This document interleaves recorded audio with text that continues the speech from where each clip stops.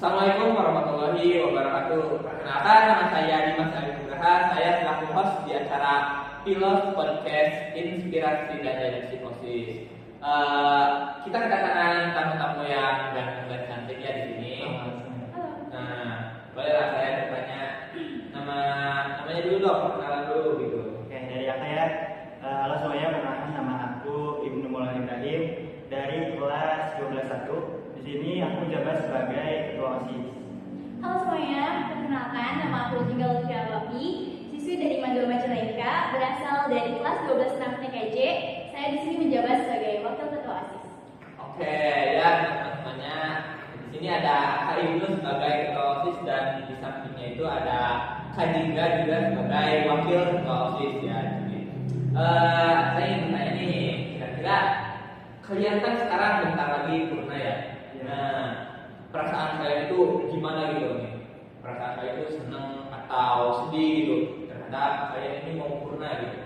Oke, bicara perasaannya, pastinya di masa penjabatan ini perasaan itu campur aduk. Ada senang, ada deg-degan, ada sedih. Intinya campur aduk gitu. Oke, dari mana ketiga gimana nih? Oke, menurut saya sama seperti Kak Ibu ya, pasti rasanya campur aduk, ada rasa sedih dan senangnya. Sedihnya yang pasti akan banyak banget merasakan hal-hal yang mungkin kita nggak akan terulang lagi masa-masa kita berkumpul sama teman-teman organisasi. Dan senangnya ya pasti senang juga karena kita udah lengser, kita apa ya, istilahnya beban-beban masa-masa di organisasi jadinya agak sedikit mengurangi gitu lah. Oh, jadi intinya mungkin di sini perasaannya campur aduk gitu ya, ada senang atau ada sedihnya juga ya karena berbanyak kenangan gitu ya lagi kalian menjabat gitu. Menurut kalian nih di masa awal jabatan kalian ya, kira-kira sampai sekarang sampai kalian mau purna, kalian itu merasa ada sesuatu yang memang harus benar-benar ditekanin gitu dari awal masa jabatan kalian itu. Oke, buat hal-hal yang memang dari awal masa jabatan kalian itu harus ditekanin gitu. Ditekanin itu seperti pas kalian mau purna nih, kalian itu ngerasa kayak wah ini ada yang kurang nih gitu. Harusnya ini ditekanin dari awal gitu.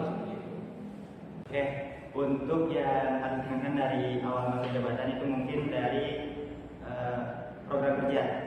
Itu bisa dimulai dari minat siswa siswi juga, itu bisa dijadikan program kerja yang misal ingin ditambahkan dalam hal seni misalnya atau hal lainnya yang diinginkan oleh siswa-siswi Mandul Majalengka ini.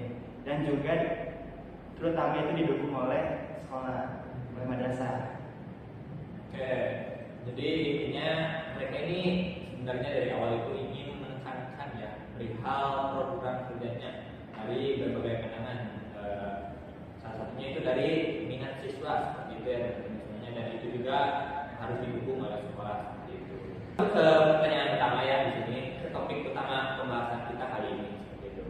Saya ingin bertanya kepada kalian berdua, kira-kira ya, menurut kalian itu seorang pemimpin itu harus perempuan atau harus laki-laki? Melihat dari kedua orang mungkin memiliki sudut pandang yang berbeda ya, gitu. Boleh di Seorang pemimpin harus memiliki hal-hal yang harus ada dalam jiwa pemimpin. Contohnya ada jiwa kepemimpinan, rasa tanggung jawab, amanah, dan juga rasa kepercayaan anggotanya terhadap diri. Nah, jadi untuk dalam kepemimpinan itu tidak melihat soal gender. Seorang perempuan itu bisa menjadi ketua ketika dia memiliki potensi yang lebih tinggi untuk menjadi seorang pemimpin dengan kriteria yang sudah saya sebutkan tadi. Bahkan begitu pun dengan sebaliknya, seorang cowok juga akan menjadi seorang ketua setelah dia memiliki potensi untuk menjadi seorang pemimpin.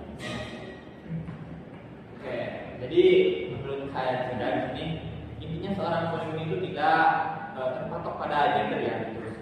Boleh perempuan ataupun boleh laki-laki. yang dimana perempuan dan laki-laki tersebut memiliki jiwa kepemimpinan itu juga sudah bisa untuk menjadi seorang pemimpin seperti itu. Kita lanjut ke pertanyaan kedua ya. Semuanya di sini pertanyaan kedua kita bertanya soal pemimpin yang ideal. Gitu.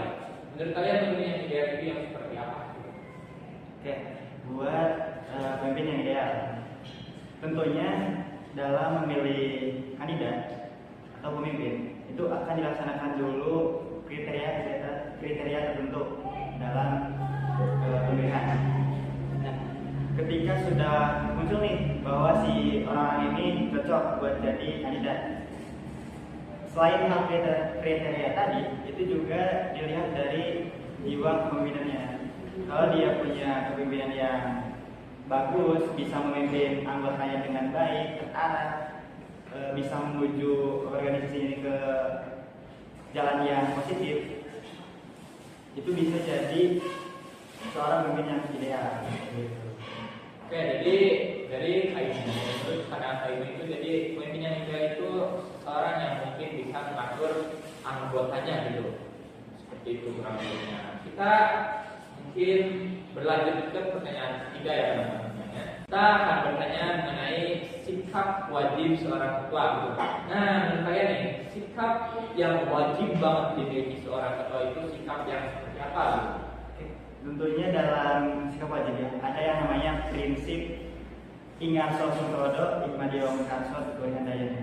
Jadi secara singkat ya, di depan itu si seorang pemimpin harus menjadi contoh bagi anggotanya, di tengah sebagai pembimbing dan di belakang sebagai pendorong anggota. Selain dari prinsip tadi, ada 8 asas kepemimpinan lainnya, sifat-sifat. Nah, itu juga harus dimiliki oleh pemimpin guna guna dalam memimpin suatu organisasi itu terarah. Jadi tadi dari Kaino menjawab bahwa kepemimpinan itu memiliki prinsip yaitu Ingat Sungtodo Ikmadio Mekarso Teguh Handayani. Nah, itu teman-temannya.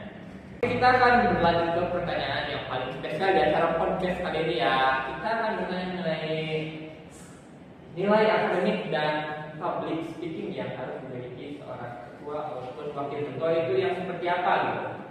Oke.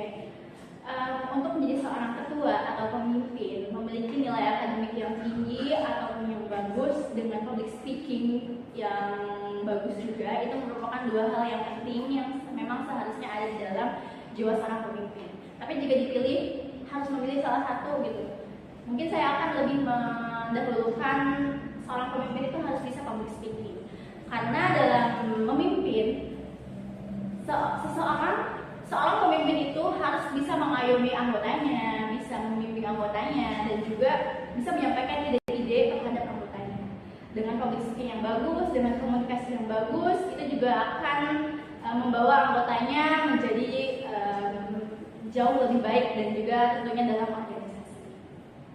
Oke ya, jadi jawaban kita tadi mungkin yang terpenting itu mungkin di sini yang harus memang betul-betul dimiliki seorang ketua ataupun wakil ketua OSIS itu yang mempunyai public speaking yang bagus ya, yang didahulukan itu ya.